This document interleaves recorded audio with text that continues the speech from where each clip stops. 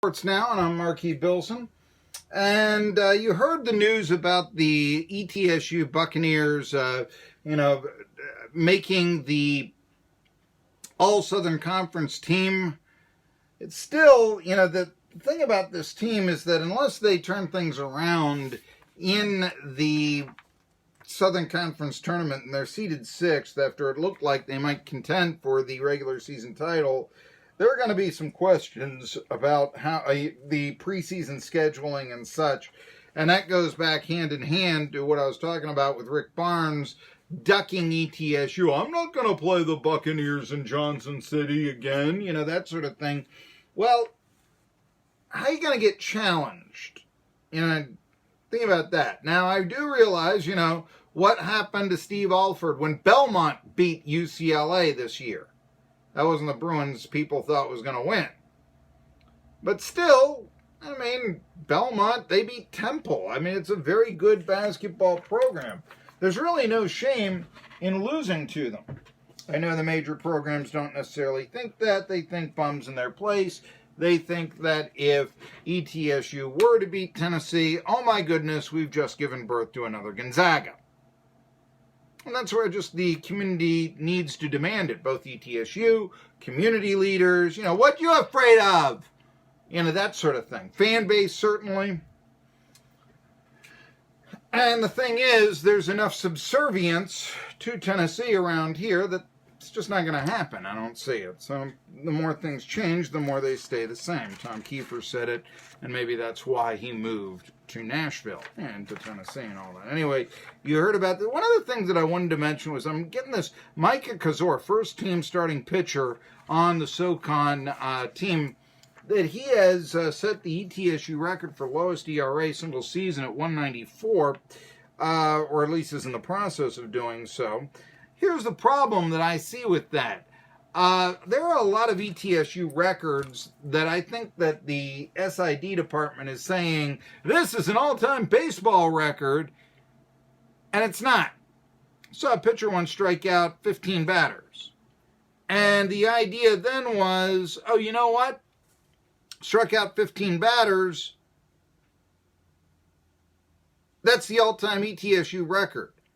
Anyone who's familiar with the ETSU Buccaneers knows that Jim Mooney struck out 21 batters back almost a century ago, but that has stood the test of time as the ETSU record. And consider that the Major League record for strikeouts in a 9-inning game, it's 20. Roger Clemens, Kerry Wood and company. Tom Chaney struck out 21 in a 16-inning game for the Washington Senators in '62, but that's another story entirely. All right. I wanted to mention all of that. Tonight, let's see here. We look at the sports slate. I think the big thing right now, and I do wonder about Nashville Predators fans. Are they rooting against the Blues? Now, around here, I'd say less than they would in West Tennessee for obvious geographical reasons, but that's supposed to be the rivalry, right? So, think about that for a second. Anyway, it's going to be the Blues and the Sharks tonight, and if the Blues win, they'll overcome the hand pass, and we'll have a rematch of the famous Flying Goal series of 1970, Bruins and St. Louis Blues. A lot of people think that this could be the last go-round of the Sharks, that their window of opportunity, as it's a veteran team with Couture and Thornton and such, will close after this year, so it may be do or die right there in St. Louis tonight. Regardless, that's something to look forward to tonight. And let's see here, we do have some St. Louis Blues. This is Alex Pietrangelo. And he is a forward on the Blues, and he's talking about the team's success as we speak. This is a group that's treating every game the same way. We've done that pretty much for the whole second half of the season leading up to this point, and that's why we've been such a resilient group preparing for these. Now, here we go.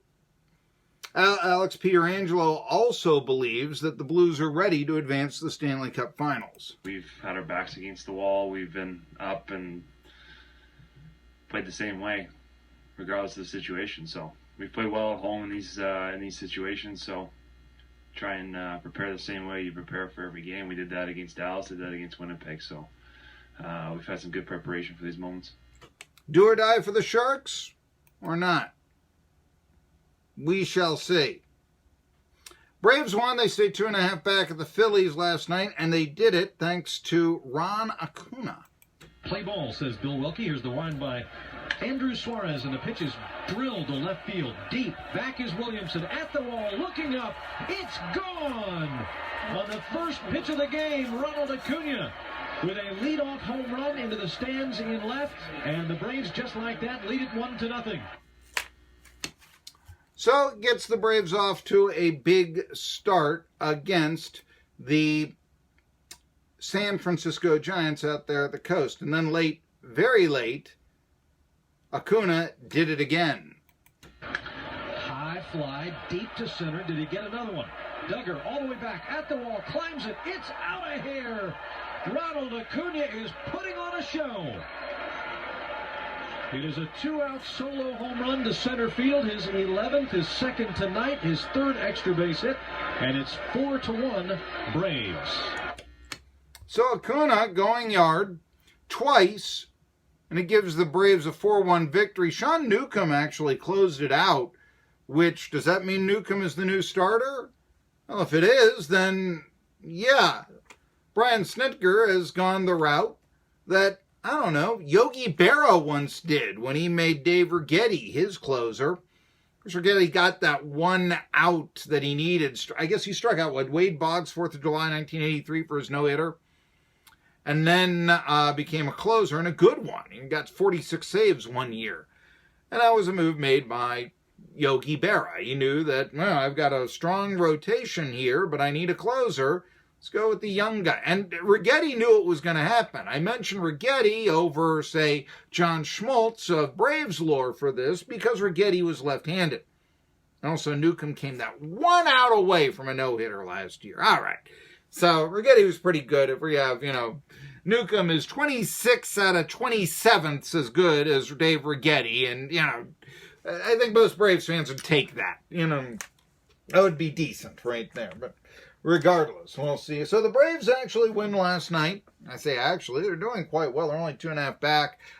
Really, you look at this, and Riley Austin has given him a shot in the arm.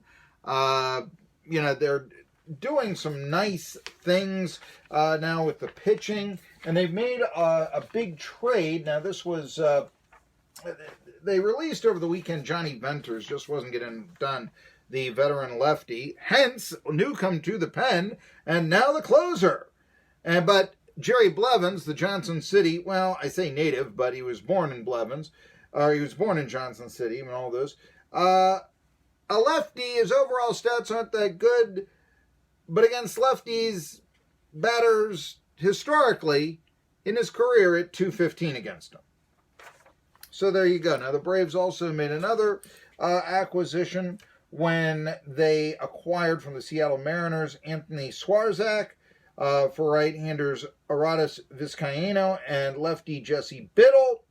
First, Vizcaino had shoulder surgery. I'm a little bit surprised that the Mariners therefore took him, but the Braves wanted a veteran presence, and Swarzak with 331 career appearances in 7 years. The Braves, it's been said, yes, they need to improve their bullpen, so here we go.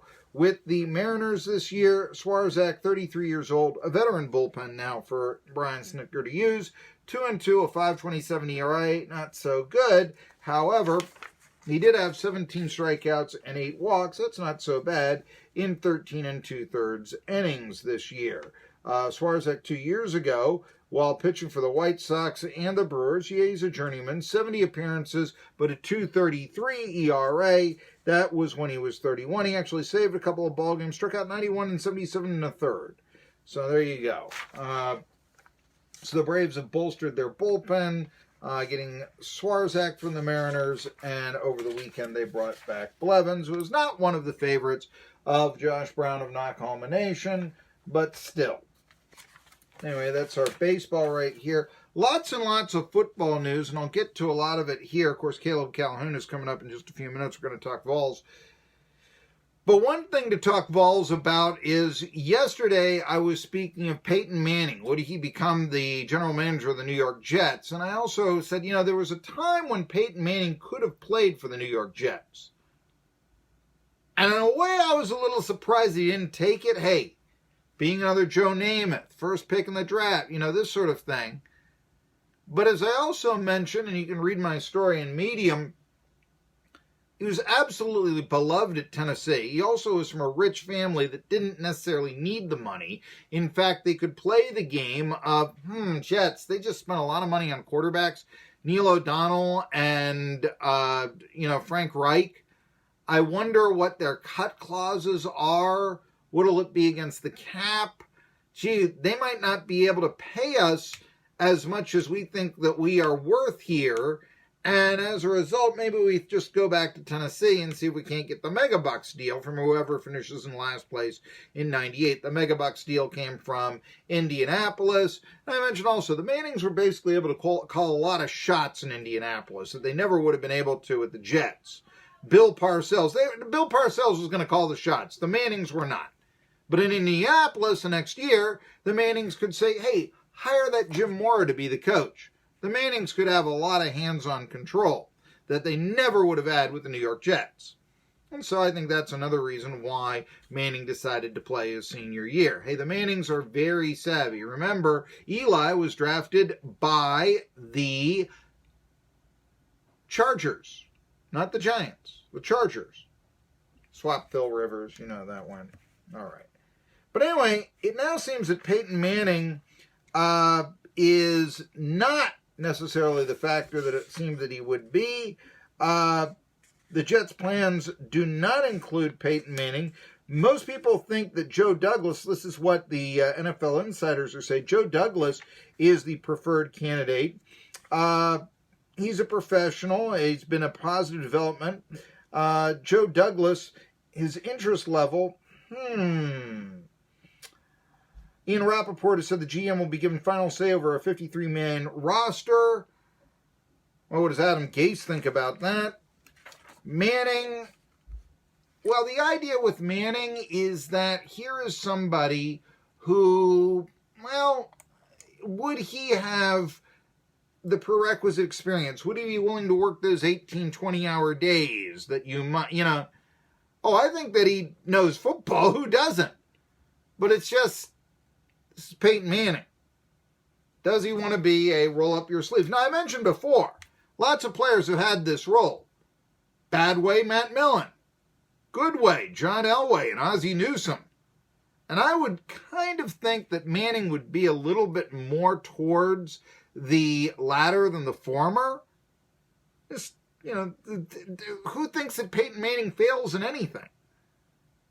But the question they ask is, look, Peyton Manning, I know he has a relationship with Adam Gase, all this, but would it be really trying to build the Jets or a publicity stunt?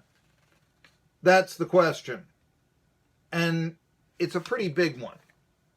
Maybe I'll ask Caleb Calhoun about it. He's coming up next. I will be asking him about what are the Vols going to do without Grant Williams. Well, we knew it was on the table and it would happen eventually. Now it's here. Tri-City Sports Now. I'm so embarrassed.